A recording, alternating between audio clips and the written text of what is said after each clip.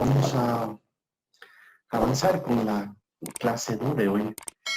Hemos previsto dos cosas, una exposición de Santiago y también continuar con esto de la formulación de Feynman. Sí, hoy vamos a ver en realidad en qué consiste la presentación que hizo Feynman sobre su teoría de caminos integrales. Entonces, bueno, empecemos con la exposición, ¿no? Me parece.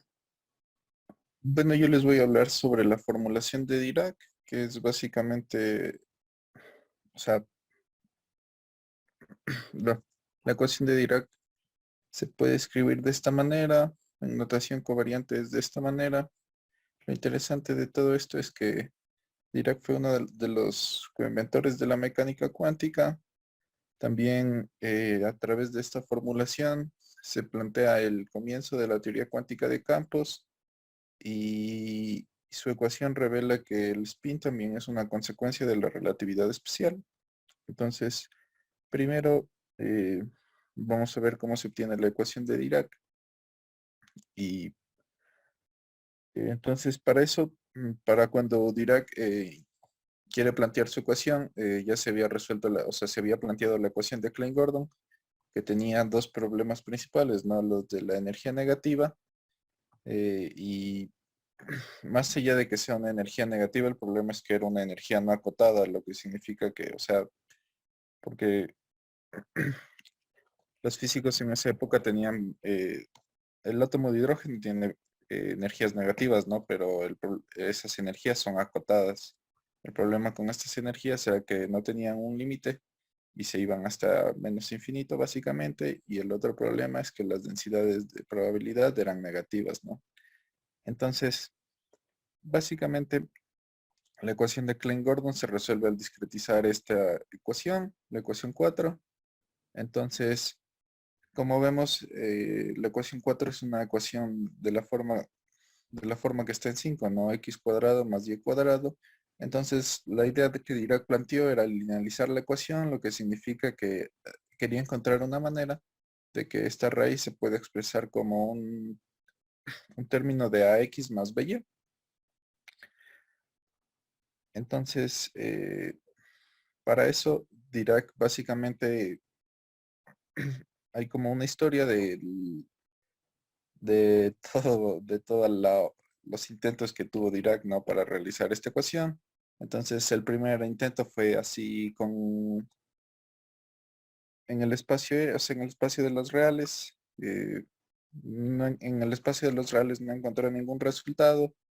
Luego quiso imponer el, que el producto de estos términos A y B no conmuten, ¿no? Entonces, con eso se dio cuenta de que, o sea, una propiedad de las matrices es que el producto no necesariamente conmuta, por lo que podía existir una solución en espacios ya matriciales, ¿no? Entonces, probó con matrices en R2 y en R3, pero no hubo solución y básicamente llegó a R4 y en R4 es donde encuentra una solución para A y B, o sea, encuentra que esta forma de linealizar la ecuación es posible y encuentra algunas condiciones para las matrices, ¿no? Que son las condiciones 1, 2 y 3 que se ven aquí. Básicamente que el anticonmutador de esas matrices sea cero y o sea, de cualquier matriz A con B sea cero o, y que igual el anticonmutador entre las matrices A sea igual a cero también.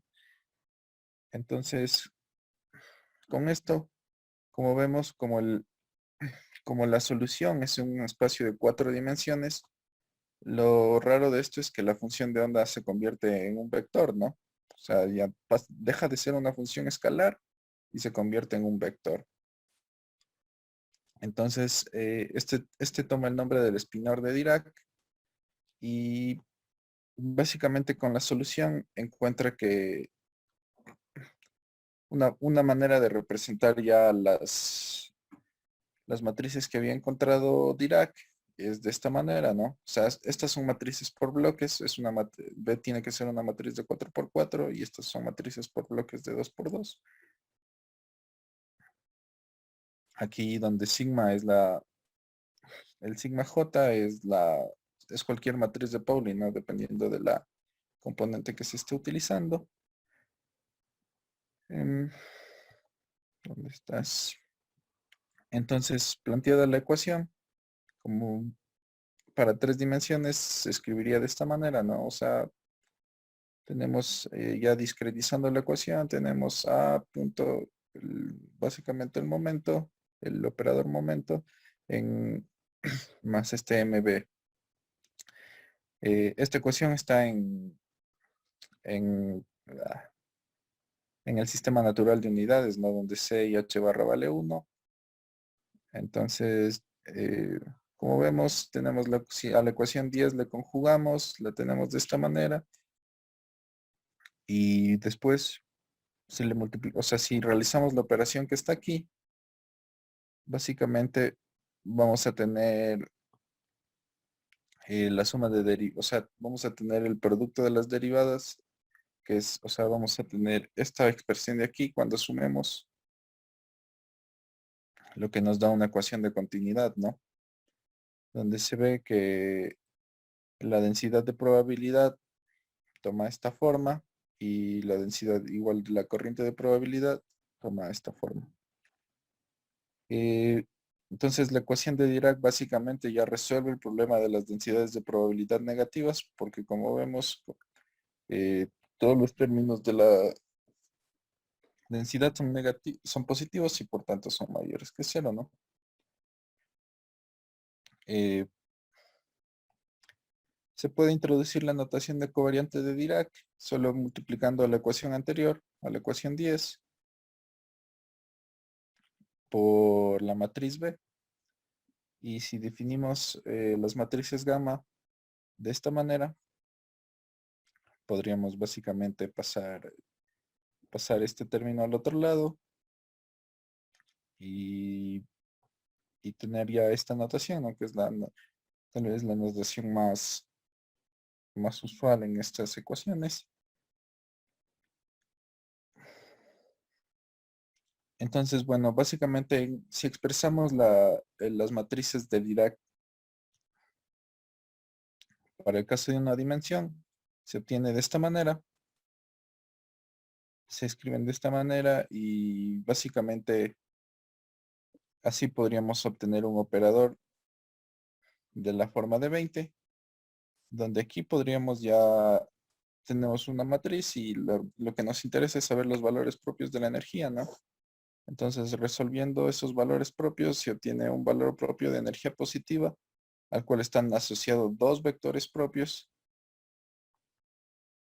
y también se obtiene un valor propio con energía negativa igual al cual están asociados dos valores propios, ¿no?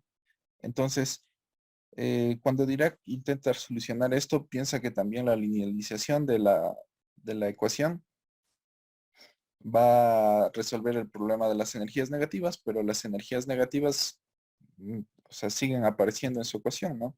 Entonces, como debido a la simpleza de la ecuación, más que nada, Dirac estaba convencido de que la ecuación tenía que significar algo así, porque él pensaba que la belleza en las ecuaciones matemáticas en realidad tenían que mostrar una realidad física. Entonces, básicamente Dirac se da cuenta aquí de que al existir dos vectores propios asociados a un mismo valor de energía, él se da cuenta de que en realidad estos vectores propios están revelando el spin de la partícula. Entonces, Dirac, Dirac plantea que que estos vectores corresponden al spin de la partícula, y es de aquí donde se deduce que el spin en realidad es una consecuencia de la relatividad especial. Y para eso, entonces, una vez ya entendido que estos vectores revelan el spin de las partículas, Dirac tenía, como estaba convencido de que su ecuación estaba bien, Dirac tenía que que resolver el problema de las energías negativas, ¿no? Entonces, básicamente para eso plantea la siguiente idea, y es plantear que en realidad eh, las energías negativas, o sea, los niveles energéticos negativos están ocupados por fermiones. Están ocupados por fermiones. Todos los niveles energéticos negativos están ocupados por fermiones. Y básicamente, o sea, lo que él quiere decir es que el vacío está ocupado. ¿Sí? El vacío todos los niveles energéticos del vacío están ocupados. Entonces, lo que pasa cuando entra un fotón, ¿no? Con cierta energía o pasa por el vacío un fotón, entonces puede este fotón promover un fermión que se encuentra en cualquier nivel energético del vacío y lo promueve a lo que nosotros conoceríamos como un electrón. Se crea un electrón a partir de este fotón, se crea un electrón y también se crea este hueco o lo que se conoce ahora como positrón, ¿no? Entonces la interpretación de Dirac era que a partir de, de la interacción de un fotón con el vacío, se da la creación de las partículas, ¿no? Y en este caso de la antimateria. Básicamente, esta interpretación es la primera interpretación de decir que el vacío no es un vacío donde no hay nada, sino que el vacío es lo que ocurre dentro o sea, el vacío son estas constantes fluctuaciones de las que se habla, de las que siempre se están creando energías, y básicamente esta idea es la que da origen, ¿no? A la teoría cuántica de campos, porque se necesita una teoría para explicar cómo ocurren estas cosas. Pero ahora, eh, esta interpretación de Dirac no es, o sea, ya en el tiempo Feynman con otros personajes igual eh, no estaban tan de acuerdo con esta interpretación, pero básicamente la idea que él tenía y la que él planteó fue esa, ¿no? Entonces, Dirac postula, ¿no?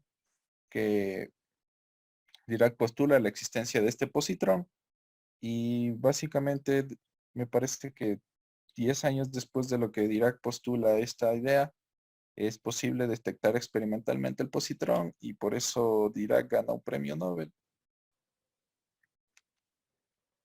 Y bueno, también quería mostrarles, o sea, quería plantear este ejercicio, que sería que mostrar que estas opciones de matrices A y B son, uy, aquí se me ha ido este B de más, pero mostrar que estas matrices A y B también pueden ser solución de la ecuación de Dirac. ¿Terminamos? Sí, sí, básicamente sí. Sí, no sabíamos si había terminado. Eh, bueno, o sea, lo que quiere mostrar en este ejercicio es que estas matrices A y B son soluciones de la ecuación ideal. Ajá, o sea, también cumplen con las condiciones que Dirac tiene o sea, para la linealización, ¿no? Porque las matrices A y B tienen, o sea, las matrices en la forma que se toman tienen esta forma, ¿no? Son así. Pero, eh, se- o sea, lo que se puede ver es que también se puede tener esta forma y también cumple, ¿no? ¿Ya? Sí, ese es un ejercicio interesante. Simple, pero interesante. Bueno, eso lo dejaría para que si se interesan puedan intentar resolverlo, ¿cierto?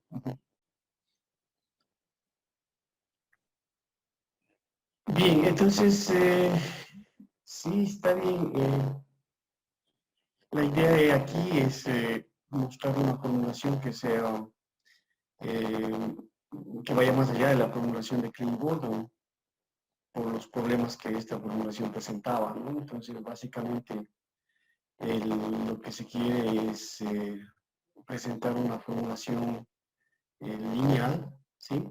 una ecuación lineal que cumple el principio de superposición y que sea relativista, ¿no? Entonces es el problema que enfrentó Dirac y obtuvo esta ecuación lineal que es muy parecida a la ecuación de Schrödinger, así como un hamiltoniano, donde ya aparece la presencia, o sea, en últimas tiene la misma forma la ecuación de Schrödinger, es de IH de psi es igual a H por psi, en la misma forma, sino que la H es el H de Dirac, el hamiltoniano de Dirac, que involucra ya la presencia de las matrices de Dirac, que contiene ahí las matrices de Pauli, el spin de la partícula.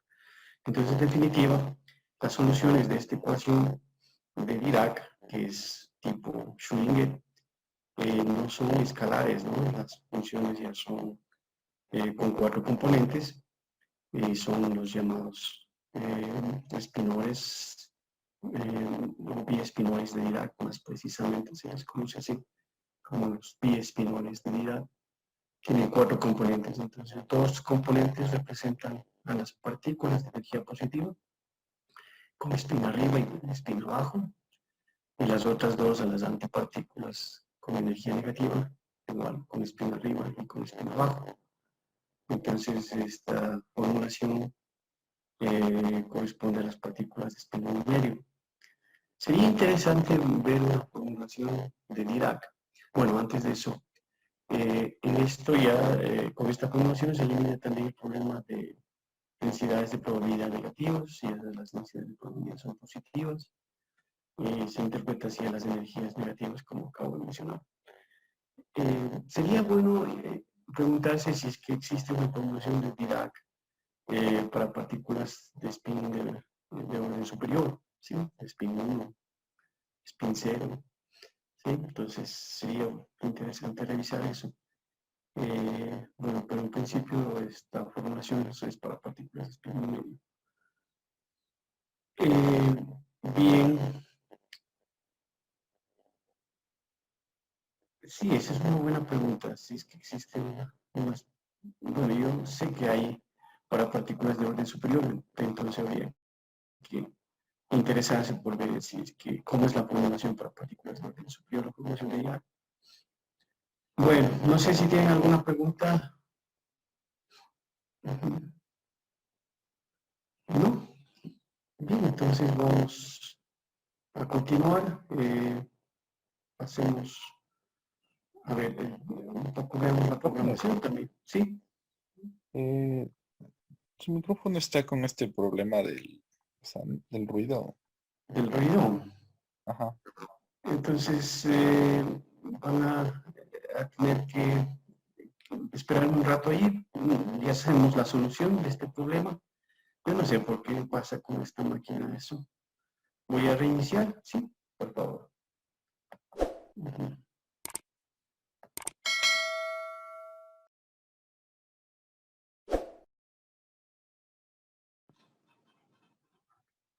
¿Cómo está ahí? Está mucho mejor. Sí, ahí ya no tiene el ruido, profe. Perfecto, sí. Sí, no sé por qué sucede eso.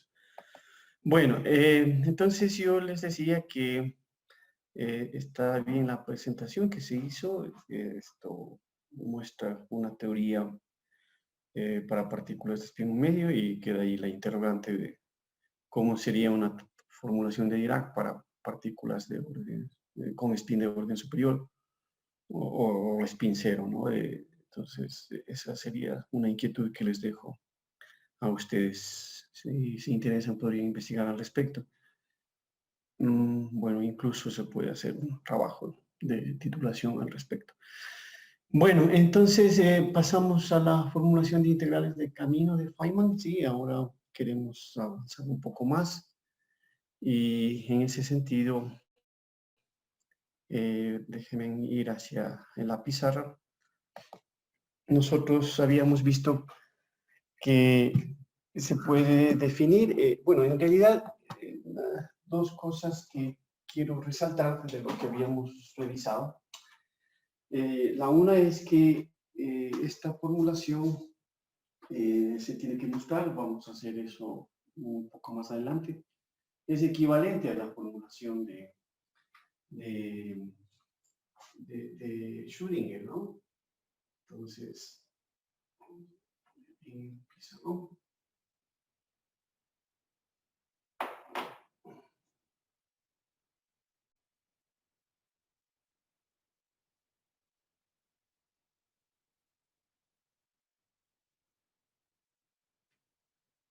Listo, es equivalente a la formulación de Schrödinger, pero también es, a ver, todavía no se ve bien.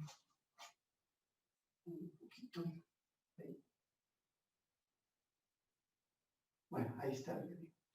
Sí, es equivalente a la formulación de Schrödinger.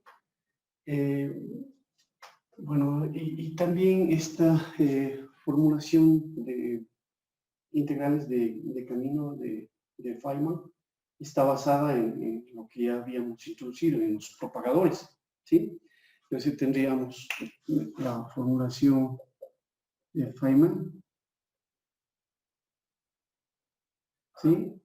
Y por un lado, esta está basada en lo que son los propagadores, ¿sí? Que lo que hacen es propagar la solución. Y por otro lado tenemos la formulación de Schrödinger,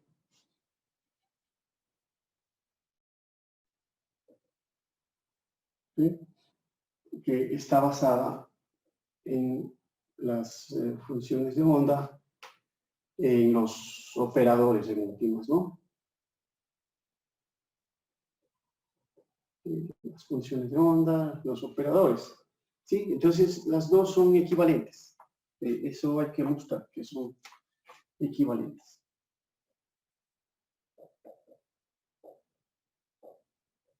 ¿Sí? Eso vamos a mostrar. Pero esta aclaración de que en el caso del Feynman tenemos los propagadores y en el caso de la ecuación de Schrödinger tenemos los operadores, ¿sí? Bien, nosotros, a ver si le hago más pequeño para que quepa todo.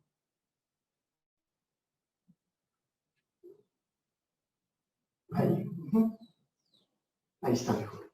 Entonces nosotros vamos a hacer esa demostración, pero antes yo quería definir algunas formas alternativas de lo que son los propagadores. Entonces, una forma elegante también como se puede escribir al propagador sería de la siguiente manera. Nosotros teníamos el K que, bueno, en una dimensión sería xt, x', t', ¿sí? Y nosotros a este K, bueno, pongamos si quieren en general para que... Así. Entonces, estamos en la posición inicial, esta es la posición inicial, r', t', y lo que hacemos es pasar a una posición final y en un tiempo posterior t. Entonces, este K que nosotros no habíamos introducido era simplemente el sumatorio según J del exponente a la menos I WJ, ¿sí? Multiplicado, recordarán ustedes, por t menos t', y multiplicado esto por las funciones de onda phi j de t, phi j de r, y por phi j conjugado de r', ¿sí? Entonces así es como se introdujo el concepto de propagador. Entonces, de este concepto de aquí, que está basado básicamente en lo siguiente, ¿qué es lo que dice esta expresión? Llamémosle 1, lo que dice es que si yo conozco las energías y las funciones propias del hamiltoniano, entonces tengo H por phi j es igual a la energía propia por phi j. Si yo conozco los phi j y las valores de energía, yo puedo construir este propagador, ¿sí? Eso es lo que en últimas me está diciendo esa relación, que yo fácilmente puedo construir ese propagador con las funciones propias y con las energías propias. Luego, nosotros habíamos visto que en el caso de que dos cosas quiero dilucidar de aquí. El primero es que si t es igual a t', ¿sí? Lo que habíamos hecho. Entonces, en ese caso, el propagador se vuelve más simple y es simplemente el K de R' va a ser igual al sumatorio según J de phi J de R por phi J de conjugado de R', ¿sí? Eso sería para el caso cuando T es igual a T de prima. Entonces nosotros vimos que eso corresponde simplemente a la delta de R', y eso es en últimas el producto delta menos R', y este K lo escribo a propósito así, es en últimas el producto entre R y R', ¿sí? Este producto interno. Eso es lo que nosotros habíamos deducido y mostrado en la clase anterior. Entonces, sí que el K es expreso de esta manera, se ve fácilmente que este K, en esta forma que está aquí, debe ser una amplitud de probabilidad. Entonces, aquí lo que dice es eso, justamente la probabilidad, la amplitud de probabilidad de que pasar de la posición R' a la posición L. Entonces, esto hace ver que nosotros podríamos entender al propagador como una amplitud de probabilidad, ¿sí? Lo podemos comprender de esta manera. Eso por un lado. Y por otro, podríamos nosotros un poco expandir esta relación 1, ¿sí? En función de lo que conocemos, es decir, sabemos que las funciones están en la representación de coordenadas y podríamos recordar que el phi j, por ejemplo, es simplemente la proyección, este producto interno del vector de estado proyectado sobre R, ¿sí? Este producto interno, esa es la representación de coordenadas, y lo mismo el phi j conjugado de R', en este caso, este va a ser igual a phi j por R', ¿sí? Entonces, esos productos internos. Entonces, podríamos poner explícitamente eso en la relación 1. Bueno, también recordemos que el W que está ahí, el WJ, es la energía de su J dividido por H, ¿sí? Entonces, si explicitamos la relación 1, vamos a tener que en este caso, perdón, en este caso nos quedaría lo siguiente, ¿sí? O sea, el K de R de R', T', sería igual al sumatorio según J de E a la menos I J sobre H por T menos T', y aquí sería el phi J, que es R phi J por phi J con R', ¿sí? Eso es lo que tendríamos. Y esa expresión de allí nos muestra que nosotros podríamos absorber este J, ¿sí? Simplemente usando la relación de clausura, ¿sí? Entonces aquí podemos utilizar la relación de clausura en esta parte y absorbemos el J, ¿no? Podríamos ponerlo de esa manera. Bueno, en realidad habría que mostrar que eso de ahí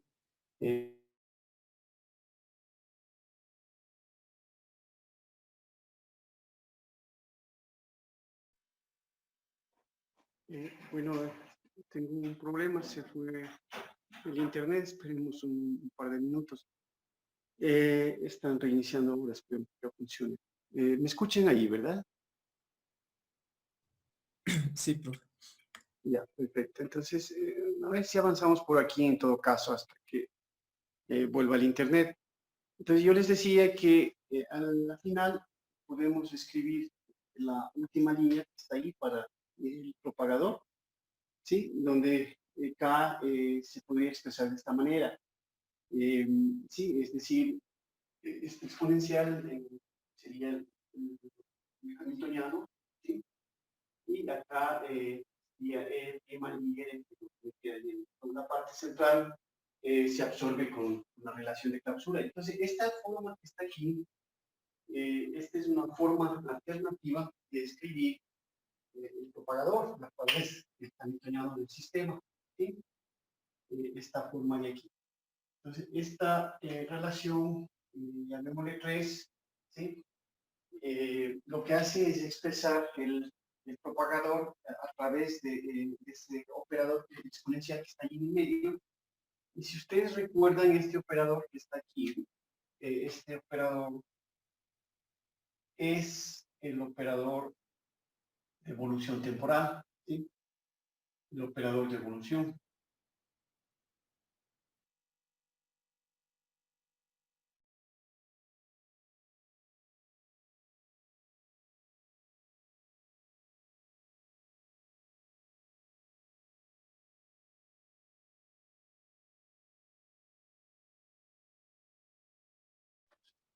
Si ya lo he presentado, lo voy a poner acá y quedaría de esa manera, ¿cierto? O sea, hay dos maneras, bueno, hay varias formas de representar al propagador y una de ellas es esta.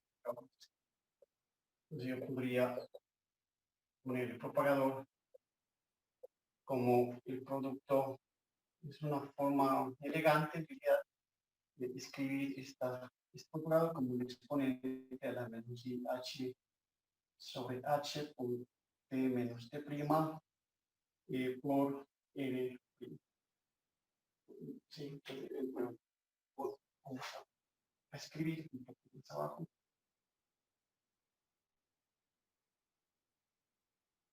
Esta relación sería K LT prima T prima es igual a R por E a la menos I sobre H, el operador de Hamilton, T menos T prima, actuando sobre R. ¿Sí? Entonces, esta forma alternativa, como digo, lo que hace es usar el operador de evolución temporal,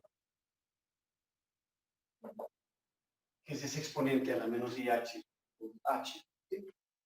Entonces, nosotros tenemos esta forma alternativa. Y lo que había mencionado también, bueno, creo que ya puedo volver. No sé si me escuchan bien ahí o con el computador se escucha mejor. O da igual. Sí, se la escucha bien, pero Se escucha bien, ya. De todas maneras, voy a volver al computador para asegurar que esté bien la señal. Ya regresó el internet, entonces voy a volver al computador. Un segundo por eso.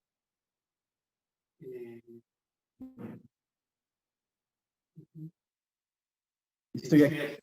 Estoy aquí. Estoy aquí.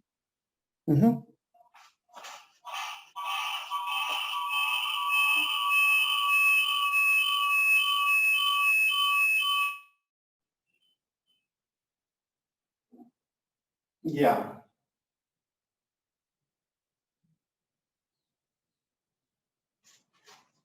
Sí, ahí se me escucha bien, ¿no?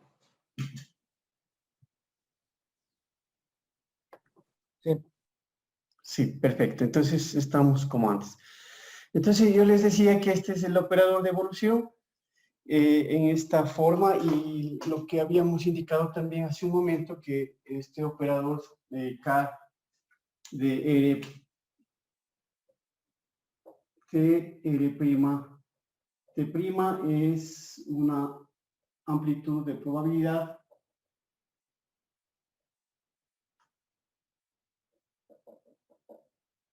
de pasar del punto R', T' al punto RT, ¿sí? Entonces una probabilidad de pasar del punto R', T' al punto RT, de un punto inicial a un punto final, ¿sí? Entonces, profe, no está compartiendo video. no se está compartiendo, ¿qué cosa? Disculpe. El video. No se está compartiendo el video. No, se ve yo he la estado viendo otra cosa, creo. Ya, ya me sirvió. ya. Sí se ve la pantalla, ¿no? Sí. Ya. Perfecto. Entonces, esto es importante, lo que acabo de mencionar aquí, de que este K representa una amplitud de probabilidad de pasar de un punto inicial a un punto final, ¿sí? Y justo eso es lo que nosotros vamos a utilizar en este momento para poder definir cómo es que se pasa de un punto al otro, porque hay diferentes maneras de pasar de un punto inicial a un punto final, ¿sí? Entonces, pero antes yo quisiera también mostrar una forma alternativa, además de las dos que están ahí, para el propagador, ¿sí? Y para eso nosotros vamos a deducir lo que es la acción de una partícula libre, ¿sí? Entonces hacemos una última cosa y de ahí sí ya podemos pasar a lo que pretendo ahora. Entonces, hay una tercera alternativa de escribir el propagador. Entonces, una ya he mencionado, es esta expresión de aquí. Si yo conozco las funciones de onda y conozco las energías propias del hamiltoniano del sistema, yo puedo escribir ya el propagador de esta manera. La otra es usando el operador de evolución, que es equivalente a la relación anterior. Pero hay una tercera forma de escribir el propagador y eso lo vamos a hacer ahora, ¿sí? Entonces voy a borrar esta parte de aquí. Entonces vamos a poner como subtítulo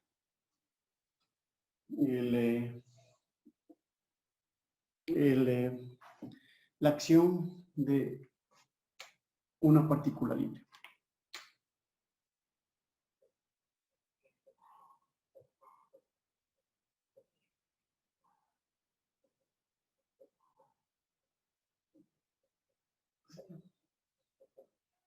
Entonces, nosotros conocemos que en la mecánica clásica existe este parámetro físico importante que se llama la acción, ¿no es cierto? Entonces, la acción es la integral entre un T1 y un T2 del lagrangiano, que en general depende de las coordenadas generalizadas, de las velocidades generalizadas y del tiempo, ¿sí? Entonces, la integral que tenemos allí es una integral a la que nosotros llamamos acción. El L es el lagrangiano, que es igual a la energía cinética menos la energía potencial. Entonces nosotros lo que queremos a este momento es simplemente calcular la acción que corresponde a una partícula libre. Entonces si la partícula está libre, ¿sí? El B es igual a 0. Y simplemente para esa partícula libre, la acción va a ser igual, digamos en una dimensión, sería igual a la energía cinética de T, ¿sí? A la integral de la energía cinética con respecto al tiempo.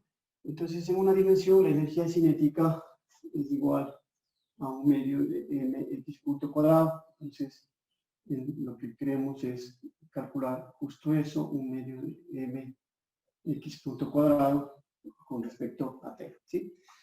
Entonces, para eso sabemos que x punto es de x a de t, ¿sí? X punto es de x a dt, y podríamos entonces calcular esa acción considerando que x punto es igual a dx a dt. Entonces, si hacemos una integración por partes, se puede calcular esa integral de ahí, ¿sí? Entonces, si ustedes hacen esa integración por partes, tendríamos lo siguiente, ¿sí? Entonces, integrando por partes,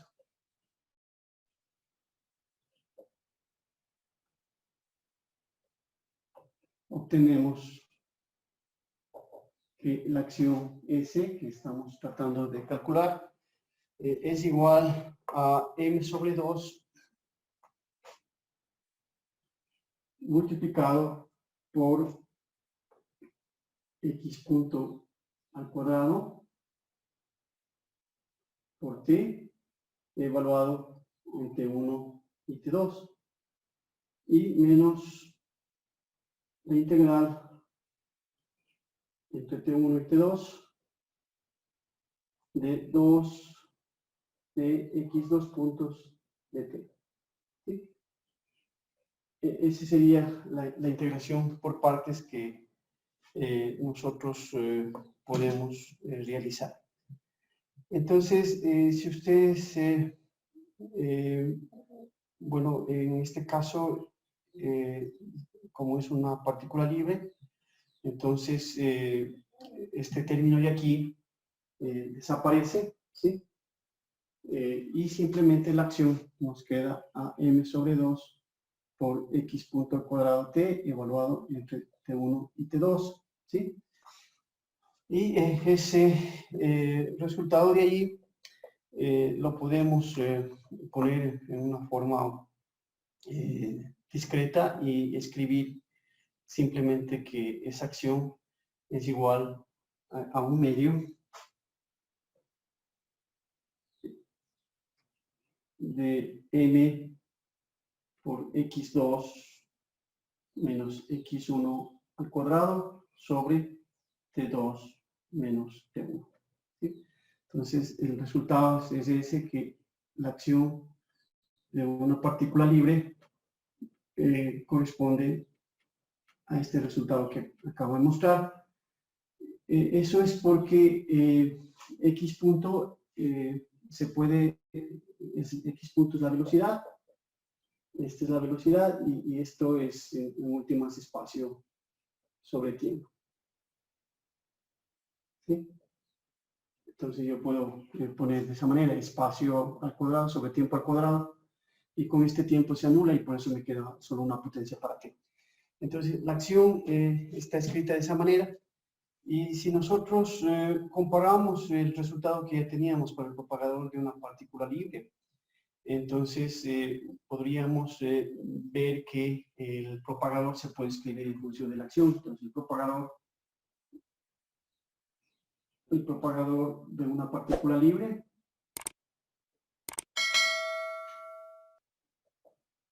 ¿sí? Era el k xt x', y ese propagador que lo habíamos ya escrito antes, bueno, no lo habíamos deducido, en realidad la deducción es un poco laboriosa, más que compleja, y se había dejado para que ustedes lo traten de establecer. Entonces, pero se encontró que, o se presentó que el propagador de una partícula libre era igual a este factor multiplicado por a la i sobre h por m sobre 2 por x menos x' al cuadrado sobre t menos t'. ¿Sí? Entonces, ese era el propagador que nosotros habíamos encontrado. Vamos otra vez, vamos a ver acá. Y ahí está. ¿Sí? Entonces, ese es el propagador que nosotros habíamos presentado para una partícula libre. Entonces, si ustedes ven esa expresión de ahí, aquí en el numerador, en el exponente, aparece justo la acción del sistema, ¿sí? Entonces, este término de aquí este término, es exactamente la acción del sistema, de la partícula libre. Entonces nosotros podríamos escribir en términos generales que el K de x t x', t', ha sido igual a esta amplitud, que le llamamos A, por el exponente a la I sobre H por la acción clásica del sistema, ¿sí? Entonces lo podemos escribir de esa manera. Entonces, esta expresión de aquí hace ver que el propagador se puede escribir a través de la acción del sistema, ¿sí? Entonces, esta podría ser la relación 4. Y esa sería una tercera forma de expresar el propagador. Entonces, aquí, como menciono, este es el propagador expreso a través de la acción del sistema físico. ¿Sí? A través de la acción del sistema físico. Bueno, ahí realmente estoy refiriéndome a la acción clásica, pero se puede mostrar que en general el propagador se puede escribir de esta manera a través de la acción del sistema físico, ¿sí? Bueno, esa sería una forma adicional de escribir al propagador. Entonces tenemos ya tres formas equivalentes de escribir el propagador. La primera es, como les había dicho, entonces en resumen, el propagador se puede escribir,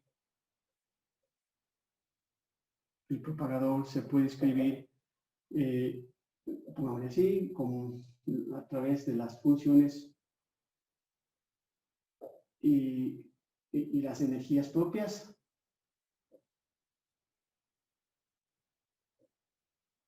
De H, ¿sí? Una segunda forma se puede escribir a través del operador de evolución temporal, ese exponente que habíamos escrito. Y una tercera forma es lo que acabamos de mostrar a través de la acción del sistema. De la acción del sistema, ¿sí? Entonces, esta relación de la amplitud de probabilidad de pasar de un punto inicial a un punto final, y como acabamos de mostrar, esto es igual a I sobre H por la acción clásica del sistema, ¿sí? Clásica del sistema.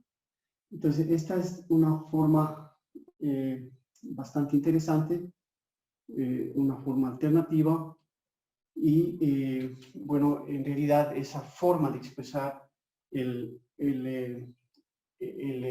propagador a través de la acción clásica se puede hacer solamente cuando los potenciales son potenciales cuadráticos, ¿sí? Entonces, cuando los potenciales son cuadráticos, la acción que está aquí corresponde a la acción clásica. Si no, la acción podría ser mucho más general, como voy a explicar ahora. Bueno, en definitiva, podemos también mencionar que el propagador depende del potencial al que está sometido una partícula. Un sistema, ¿sí? Un sistema físico. ¿Sí? Entonces, es también algo que debo mencionar, que el propagador va a depender del potencial al que está sometido el sistema físico. Entonces, por eso es que esta relación de aquí se puede mostrar que es válida con ese clásico, ¿sí? con la acción clásica, solamente cuando son potenciales cuadráticos, para potenciales cuadráticos. Entonces pongamos eso, válido para potenciales cuadráticos. ¿sí? Entonces ahí se puede directamente colocar la acción clásica como acabo de colocar ahí. Si no, no se puede indicar que la acción es la acción clásica y nosotros allí nos enfrentamos con otro problema que voy a indicar ahora. El problema está en que la acción clásica corresponde a lo siguiente. Nosotros pongamos aquí otro título. Aprovechando que ya tenemos todo esto, entonces vamos a hablar sobre los caminos integrales. La formulación de caminos integrales. O la suma de caminos. ¿Sí? Entonces, el problema está en lo siguiente, que nosotros, si dibujamos dos ejes, el eje del tiempo, y lo voy a poner así, el eje temporal vertical, y el eje de las X horizontal, nosotros queremos pasar de un punto inicial, digamos, en este T', o si quieren T0, en últimas del T0 del T', y queremos pasar a una posición final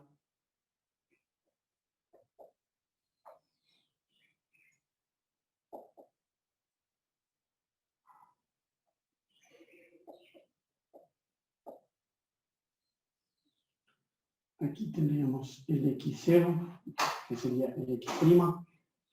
Entonces, queremos pasar a este punto de acá. Entonces, este sería el X final, o simplemente X. ¿Sí? Y aquí sería el tiempo T. ¿Ya? Entonces, tenemos estos dos puntos, el punto A y el punto B, y queremos pasar del punto A al punto B. Entonces, clásicamente, solo existe una trayectoria que nos permite pasar de A hasta B. Esa trayectoria es la que minimiza la acción, ¿no es cierto? Entonces, esta es la trayectoria clásica. Esta es la trayectoria que minimiza el S, ¿sí? Entonces, por eso es que le llamamos a este S clásica, ¿sí? Porque es la trayectoria real por la que las partículas van a moverse de A hasta B, minimizando la acción según lo que conocemos de la teoría newtoniana, de la teoría clásica. Pero eso es en mecánica clásica, ¿no? Estoy aquí en mecánica clásica. En mecánica cuántica, el paso desde A hasta B no necesariamente se hace por ese camino, que esto está mostrado en la pizarra, sino que existiría infinidad de otras alternativas. Entonces yo podría moverme desde A hasta B siguiendo una trayectoria como esta, ¿sí?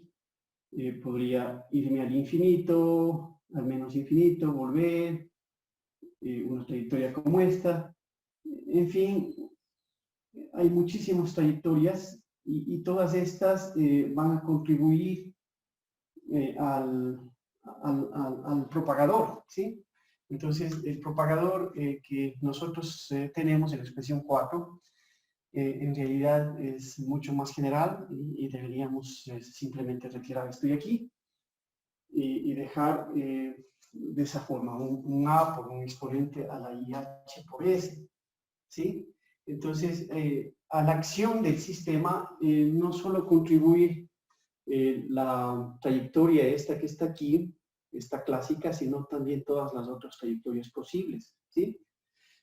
La diferencia con la mecánica clásica y mecánica cuántica, nosotros tomamos todas las trayectorias posibles, ¿sí? Entonces la acción es la suma, es la contribución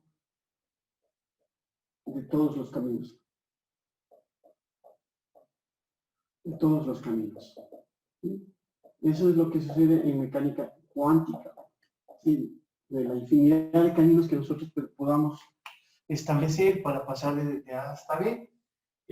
Todos estos van a contribuir a la acción del sistema, ¿sí? En ese. Pongámosle en azul. Y esa es la idea que introdujo Feynman de que esa acción no era solo la correspondiente a la clásica, sino que es la contribución que dan todos estos caminos. Entonces, lo que sí es cierto es que los caminos que están cerca de la S clásica, de esta trayectoria clásica, son los que más contribuyen, ¿sí? Interfieren constructivamente. Mientras que los caminos que están alejados de la trayectoria clásica se cancelan porque interfieren destructivamente. Sin embargo, todos estos son contabilizados en la teoría y nosotros deberíamos entonces considerar una expresión como la 4 que está ahí, donde S ya es un S general donde involucra todos los caminos que están allí definidos, ¿sí? Ahora, nosotros volvamos a poner el clásico aquí, que yo había puesto, el S clásico. ¿Sí? Esta expresión de que el K, de que el propagador es igual a una amplitud por el exponente de la IHS clásico, se puede demostrar que realmente es así cuando los potenciales bajo los cuales está sometido el sistema son potenciales cuadráticos. Entonces, para potenciales cuadráticos, como el caso de una partícula libre, en ese caso, como acabamos de mostrar hace un rato, se puede expresar directamente así el propagador, es decir, no hace falta considerar la contribución de los otros caminos. Otro caso donde el potencial es cuadrático también es el caso del oscilador armónico, ¿sí? También ponemos ahí, es un potencial cuadrático, entonces podríamos poner directamente que el propagador sigue esta relación. Pero en casos generales es necesario considerar un S general, donde todos los caminos contribuyen. ¿Alguna pregunta hasta ahí?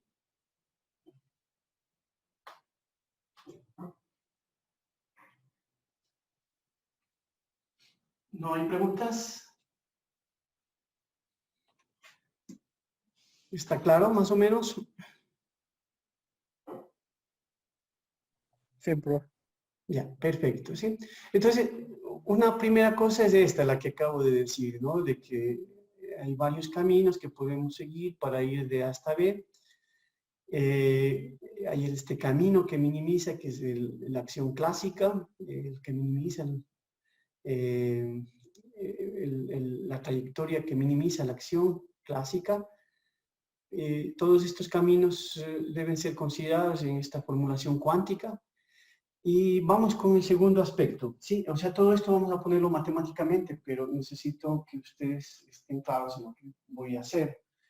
Entonces, la otra situación.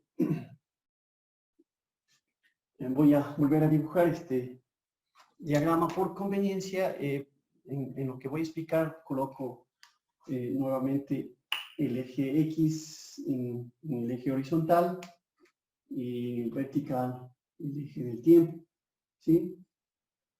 Entonces, aquí está el X, igual partimos de un X0 a un tiempo T0 y vamos a una posición B, un tiempo T en X, ¿sí?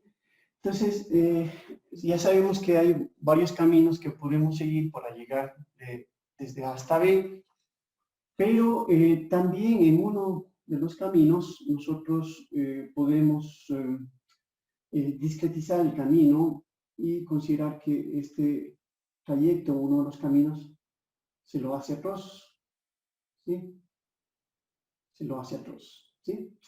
Entonces, este sería X1, este sería X2, X3, en fin, ¿sí? Y XN, llamémosle, ¿sí? Entonces vamos desde A hasta B a trozos y tendríamos aquí un tiempo T1, aquí un tiempo T2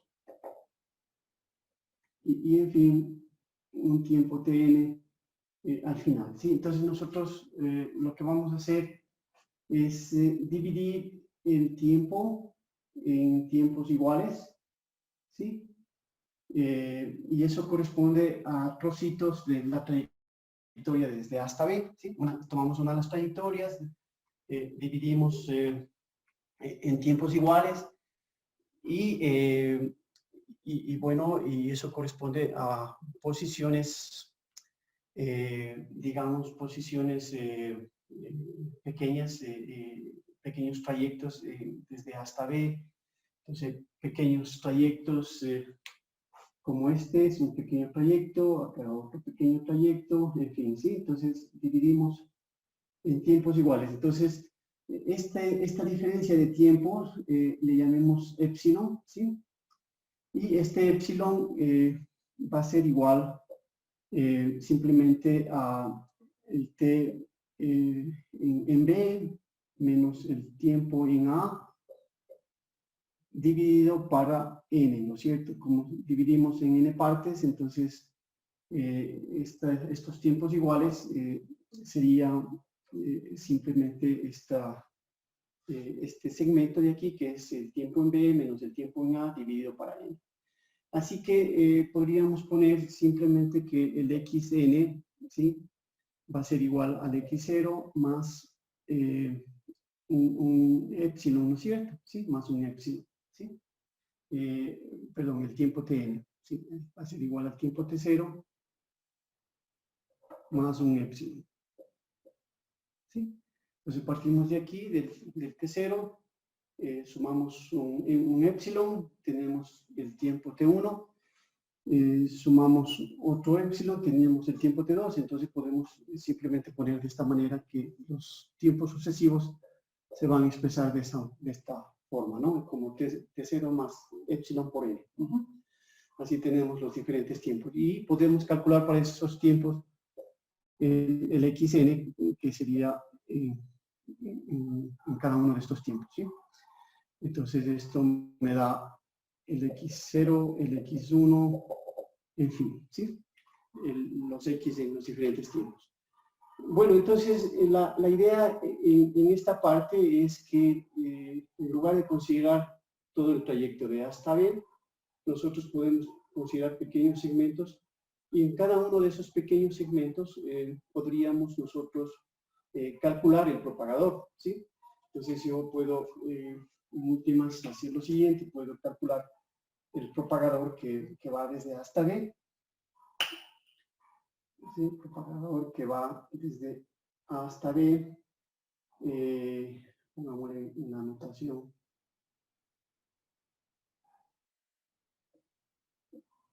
En esta notación, ¿sí? El propagador que va desde A hasta B, yo podría calcular como una amplitud de probabilidad y esta amplitud de probabilidad, como digo, lo voy a determinar a trozos, ¿sí? Entonces yo podría calcular primero el propagador que va desde x0 hasta x1, ¿sí? Bueno, este sería el A, que en últimas, desde A hasta x1, luego puedo calcular el propagador de x1 a x2, entonces se tiene que multiplicar de x1 a x2, y así yo voy calculando el propagador de x2 a x3, y así finalmente el propagador que va desde xn-1 a b,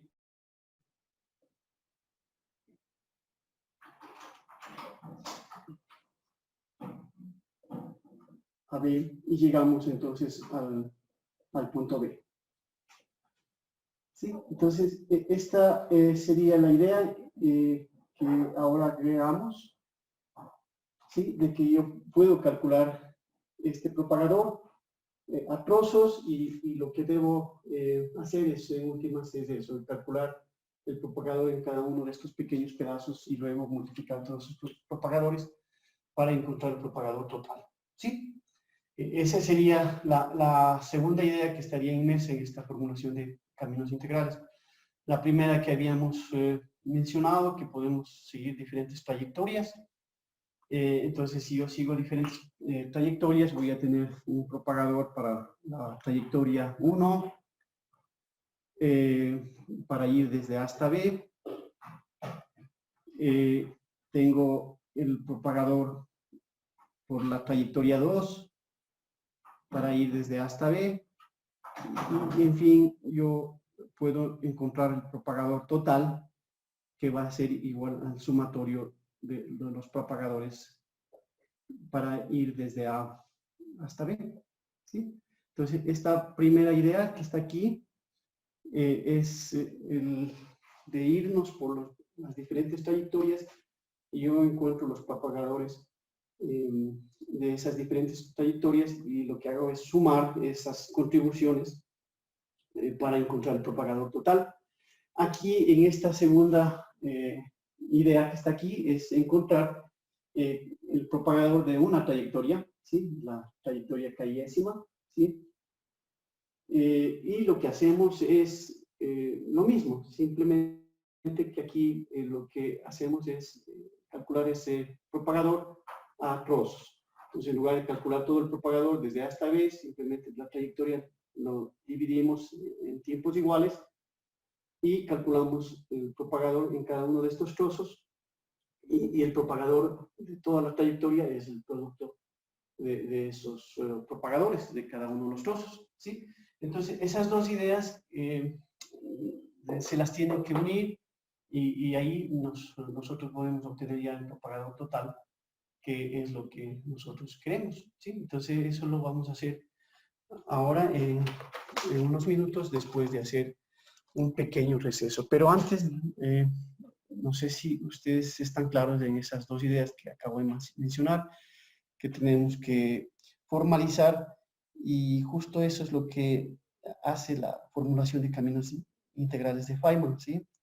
Unir estas dos relaciones matemáticamente y encontrar una expresión para el propagador, considerando estas dos situaciones, ¿no? La suma sobre los diferentes caminos y el propagador calculado como el producto de propagadores en cada uno de esos trozos de una trayectoria.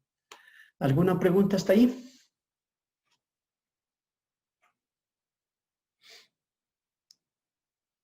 ¿No? Está bien. Entonces, hagamos un pequeño receso ahora y volvemos ya para poner la expresión formal de lo que acabo de mencionar. Nos vemos, digamos, como en unos 10 minutos. Nos vemos en 10 minutos.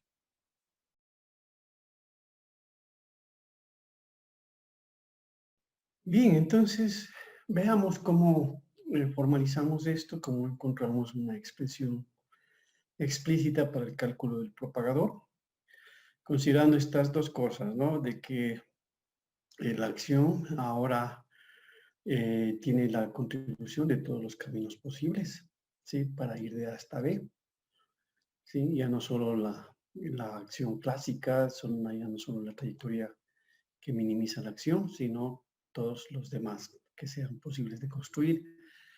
Y luego, tomando una de estas trayectorias, nosotros lo que vamos a hacer es a calcular el propagador, haciendo que esta trayectoria sea dividida en trozos, ¿sí? Entonces, hagamos eso. Calculemos primero el propagador para una trayectoria, dividiendo esta trayectoria en trozos. Entonces, yo voy a ir a la pizarra y veamos cómo hacemos.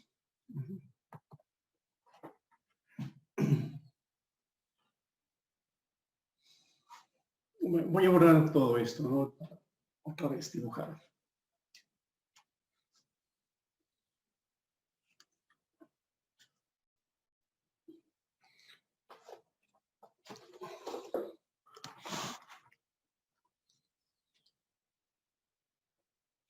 Bien, entonces, como les digo, vamos a tomar el eje del tiempo en la dirección vertical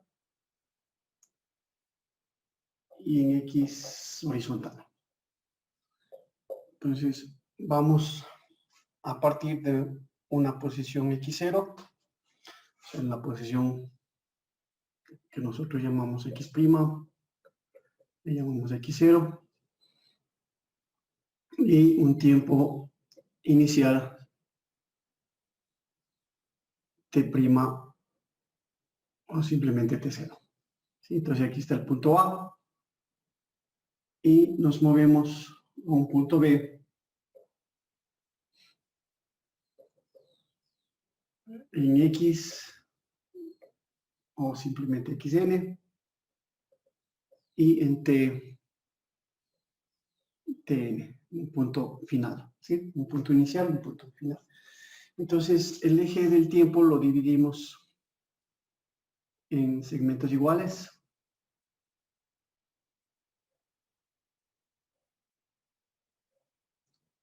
¿Sí? Y la separación, bueno, y la trayectoria entonces la vamos a medir de esta manera, ¿no es cierto? La vamos a establecer de esta manera, a trozos. ¿Sí? Incluso puede irse al menos infinito, más infinito. Sí, puede irse al infinito. Puede irse al menos infinito.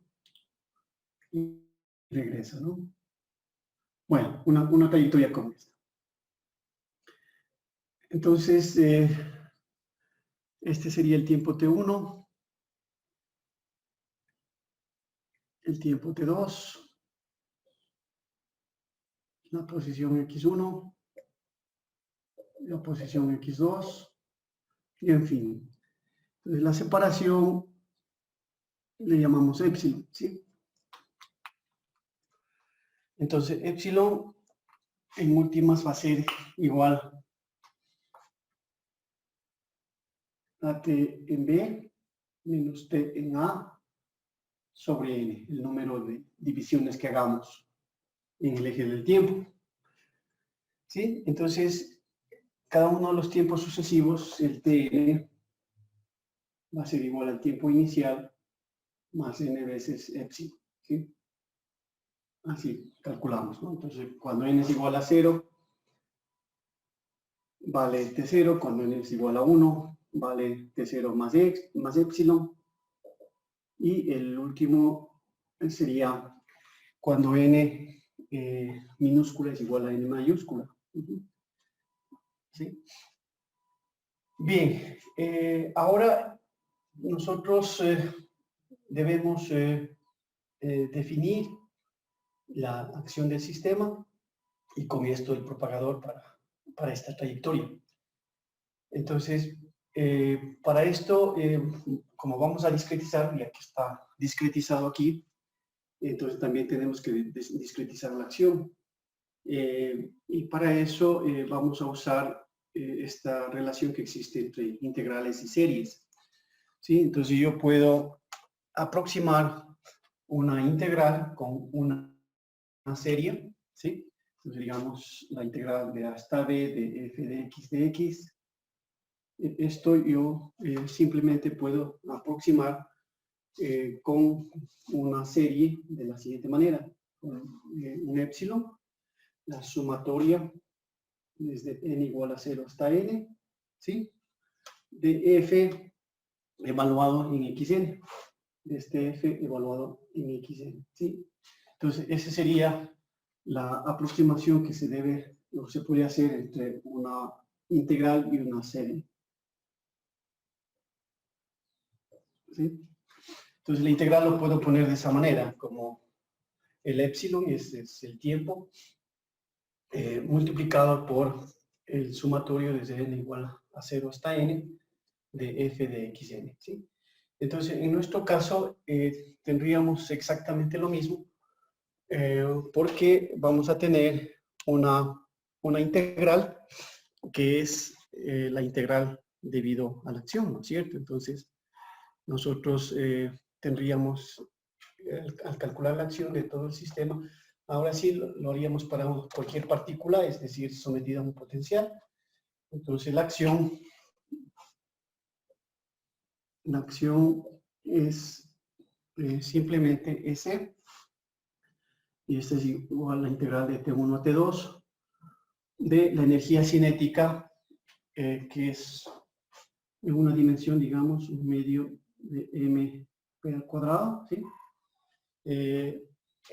Y la energía potencial, que sería simplemente b de x, y esto integrado con respecto a t. La energía cinética menos la energía potencial, integrado con respecto a t, esa es la acción. Y esa acción queremos calcular en toda la trayectoria, es decir, desde A hasta B. Entonces sería desde el tiempo t0 hasta el tiempo ta hasta el tiempo tb, para toda la trayectoria. Y como acabo de explicar, esto lo podemos aproximar esa integral con un sumatorio. Entonces, esto sería igual al épsilon, y el sumatorio desde n igual a 0 hasta n igual a menos 1 de la energía cinética menos la energía potencial discretizada, ¿no es cierto? Entonces sería un medio de m b sub n al cuadrado menos b de xn. ¿Sí? Este sumatorio es el que aproxima a la integral, ¿sí? Entonces, aquí tenemos la velocidad, sería la velocidad de uno de los tramos, y la velocidad simplemente la podríamos calcular en cada uno de estos tramos. Entonces, Bn sería igual a espacio sobre tiempo, esto sería x n más 1 menos xn, digamos en uno de los trozos, ¿no? En uno de los tramos. Sería xn más 1 menos xn dividido para epsilon. Este sería la velocidad, ¿sí? Entonces, bueno, entonces nosotros de esa manera tendríamos ya la acción, y la acción del sistema estaría en esta forma discretizada, y nosotros ya podríamos escribir, por lo tanto, que S, al reemplazar acá este S, entonces S sería igual al sumatorio desde n igual a 0 hasta n menos 1, al sumatorio desde n igual a 0 hasta n menos 1, ¿sí? De un medio de m epsilon, ¿sí? Un medio de m epsilon, este epsilon que está aquí, y el b reemplazamos por su expresión discreta, ¿no? Que sería n más 1 menos xn al cuadrado sobre epsilon al cuadrado, ¿sí? Y menos b de xn por epsilon, ¿sí? Entonces, este sumatorio me da ya la acción del sistema. Entonces, esta acción, bueno, aquí se puede simplificar este cuadrado con este epsilon, lo podemos simplificar. Y esta acción debemos usar ya en la expresión que habíamos escrito para el propagador, ¿sí? Entonces, pongamos el propagador Jésimo, ¿sí? Este propagador que va en uno de los tramos sería igual a una amplitud por el exponente a la i sobre h, como habíamos indicado, y h barra, multiplicado por la acción. ¿sí? Por la acción S. Entonces, en este caso, nos queda que este propagador va a ser igual al A por el exponente, a la I sobre H por el sumatorio desde n igual a 0 hasta n menos 1 de m sobre 2 epsilon por xn más 1 menos xn al cuadrado menos b de xn por epsilon. ¿Sí?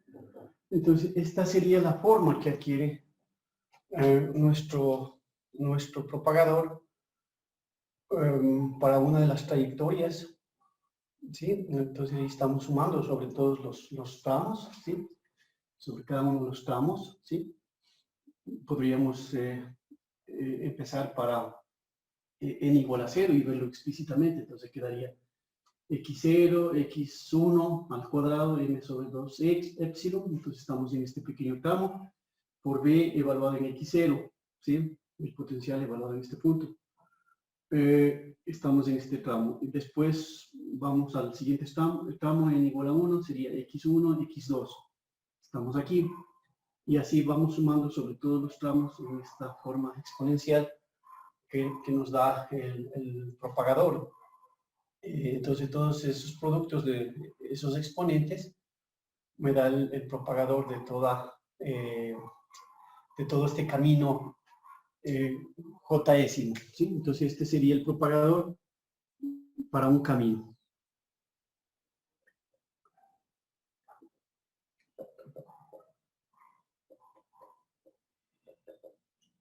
Para uno de los caminos, para el camino JS. ¿Sí? Entonces, nosotros ya tenemos esta expresión que está bastante interesante. Y lo que hay que hacer ahora es simplemente sumar sobre todos los caminos posibles, ¿sí? Entonces, esta expresión, no sé qué número lleva, el 6 creo, la sumamos sobre todos los caminos posibles y tendríamos el propagador total. Entonces, lo que resta es simplemente eso, hacer el sumatorio sobre los caminos distintos, digamos, si queremos explicitar un poco.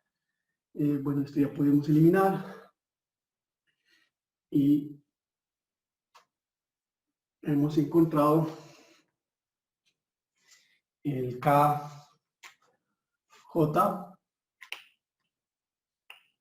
el propagador de uno de los caminos. En realidad, esto se ha hecho para x0, x1, xn, ¿sí? Tomando todos esos trozos.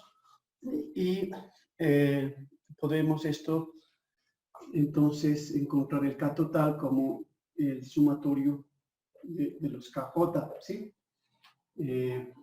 Para cada uno de los caminos se puede discretizar de la misma manera y en últimas eso nos daría el propagador total. Entonces el propagador para ir del punto A al punto B, tomando todos los caminos, simplemente sería, a ver, entonces habría que sumar, ¿no?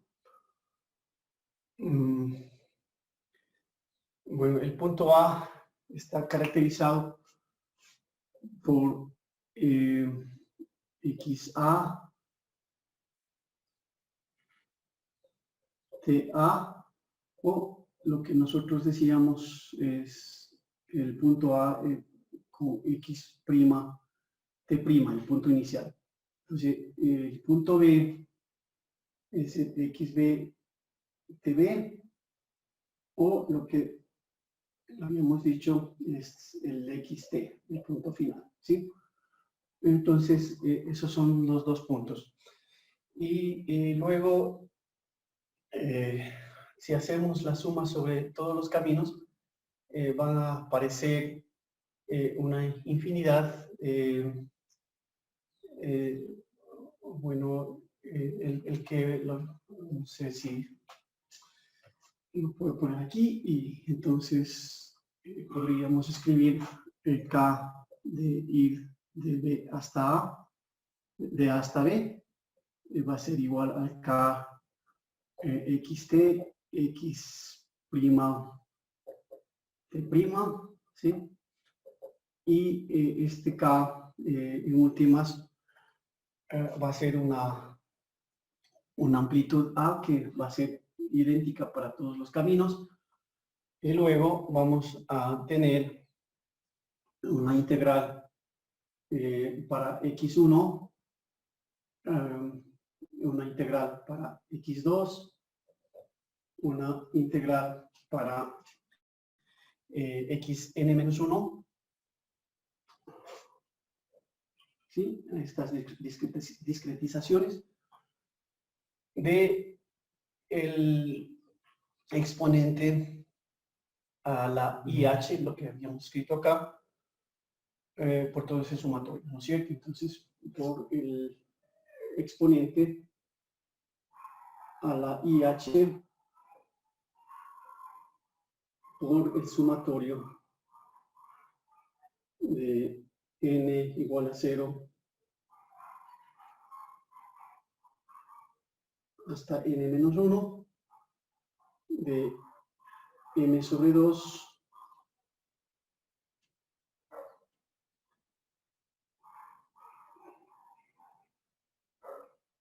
m sobre 2 epsilon x n más 1 menos xn al cuadrado más epsilon por b. ¿Sí? Esta expresión de aquí que habíamos encontrado para el propagador. Entonces, el propagador total se va a escribir de esta manera. Y ese propagador total se lo puede representar de una forma más simple, introduciendo lo que se llama esta notación simbólica de las integrales. Entonces se podría representar con una dx, ¿sí? dx por el exponente a la i sobre h por s, ¿sí? Entonces, todo esto de aquí, bueno, se lo puede representar de esta manera. Se lo puede representar de esta manera. ¿Sí? De esa forma. Entonces, esta forma de aquí es lo que se conoce como la formulación de caminos integrales de Feynman. ¿Sí? Esto de aquí, esta expresión de aquí. Esta es la formulación de caminos integrales. Que es lo mismo que este acá.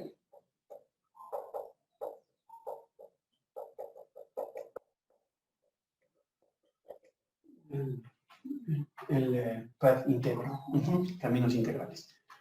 Entonces aquí lo que hemos notado es simplemente que estas integrales que están ahí,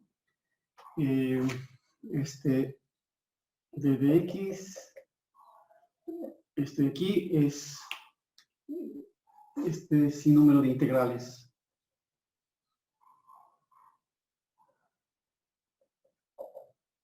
Sí, es simplemente una notación simbólica. ¿Sí? O sea, esto lo llamamos d a dx. ¿Sí? Lo llamamos así. Y representa las integrales que se tienen que hacer en esos trozos. Y en últimas, las variables van desde menos infinito a más infinito porque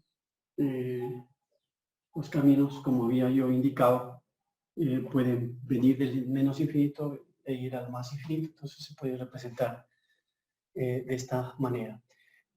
Entonces, esta relación 7, que la misma de aquí, es en últimas la expresión que estableció Feynman para los caminos integrales, y recoge estas dos ideas de que todos los caminos son posibles, contribuyen a la acción del sistema, y bueno, simplemente en el caso de un camino determinado lo que hace es discretizar el camino en tiempos iguales para poder calcular la acción discretizada que está en esa forma exponencial, y así obtener esta relación que les he escrito, ¿no? Para que ustedes vean cómo se formaliza la teoría de Feynman. Esta expresión 7 se puede aplicar a diferentes problemas, ¿no? Se puede hacer diferentes aplicaciones, ¿sí? Entonces, la volvemos a usar para el problema de una partícula libre, si quieren, se puede hacer eso, ¿sí? Entonces, esta relación 7, una relación 7 se puede aplicar en diferentes problemas, por ejemplo, en una partícula libre, para encontrar el propagador de una partícula libre, ¿sí? Se puede aplicar para encontrar el propagador de un oscilador armónico,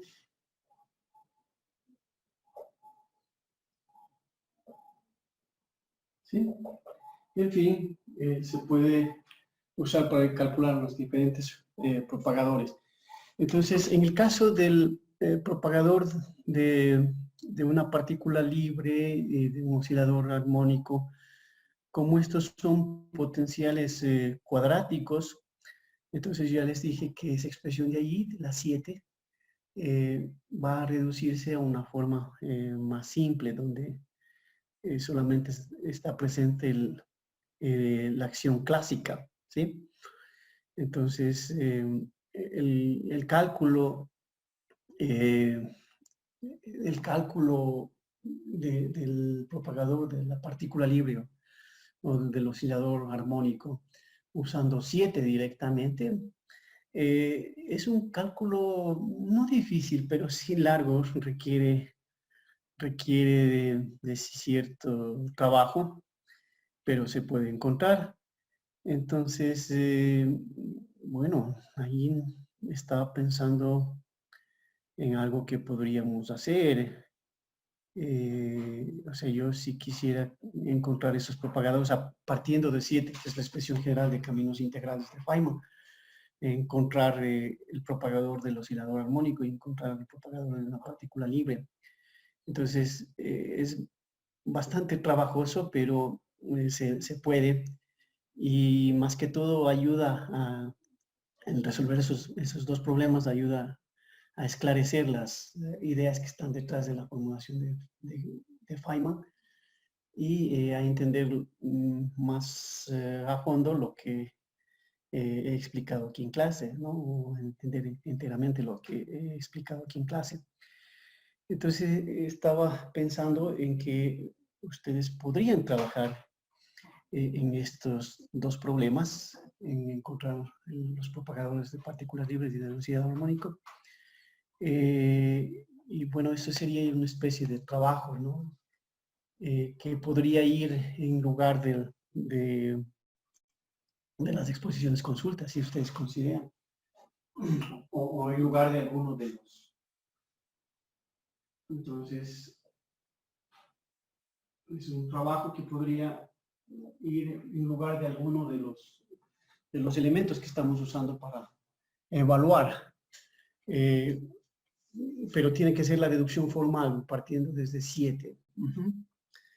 Entonces, piensen un poco, yo también, y vemos y nos ponemos de acuerdo si es que ustedes consideran para hacer ese trabajo de aplicar 7 a estos casos, y ustedes ven si es que les conviene, ¿no? Reemplazar por alguno de los elementos que habíamos establecido para evaluar el curso.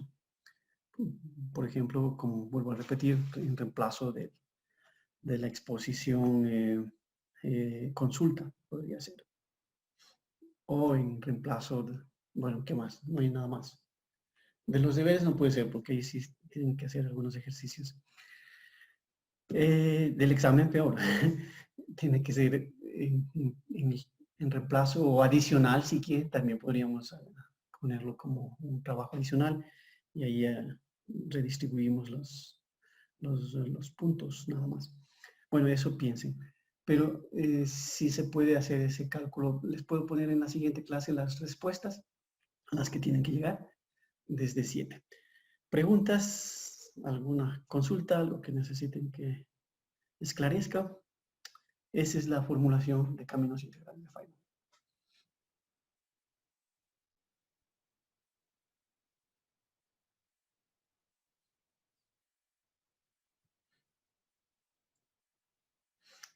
Bueno, ustedes pueden ver más detalle de todo esto en el libro de Feynman mismo, Caminos Integrales y Mecánica Cuántica, me parece que se llama, el libro de Richard Feynman. Ahí está con más detalles, quizás un poco más difícil de entender, pero ya con las explicaciones que les acabo de dar, creo que podrán entender sin mayor dificultad.